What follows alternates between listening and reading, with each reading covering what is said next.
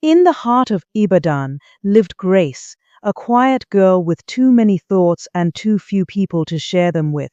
She worked at a printing shop along Bodija Road, typing up letters and filling out forms for people who couldn't write theirs. Every day she watched strangers pour their hearts out in words she wasn't meant to own: apology letters, job applications, love notes, even breakups.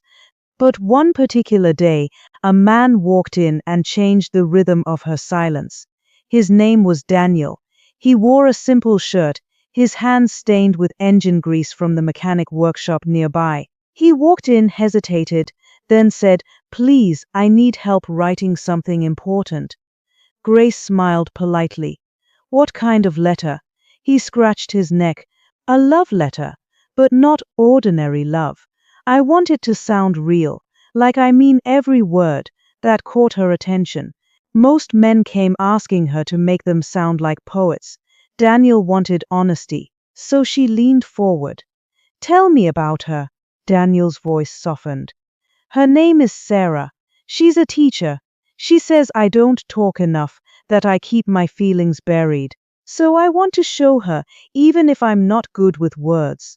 Grace's fingers floated over the keyboard, but she looked up and said quietly, "Then let's make the words speak for you." And they did.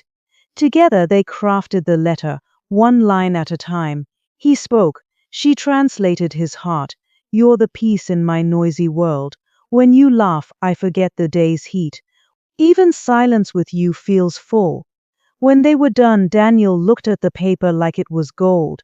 He said, "You make it sound like love is easy." Grace replied, "It's not easy, it's just honest." Days passed. Daniel kept coming back, sometimes for new letters, sometimes just to say thank you. Eventually, his excuses ran out. He started showing up with bean cakes in brown paper or a bottle of Coke for her break. And one evening, when the orange sunset painted the sky above the city, he brought her something different. Not a letter to write, but one he had written himself. She opened it. It was short, a bit messy, but it made her heart stumble. "You taught me that love doesn't need big grammar, just the right person to listen. This time, I'm writing for you." Grace didn't say anything for a while. The shop was quiet except for the sound of the ceiling fan. She looked up at him, blinking fast. "Daniel," she whispered, "you really did learn."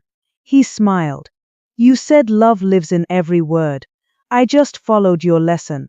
From that day their letters changed form, from helping others find love to writing their own story, one note, one glance, one word at a time.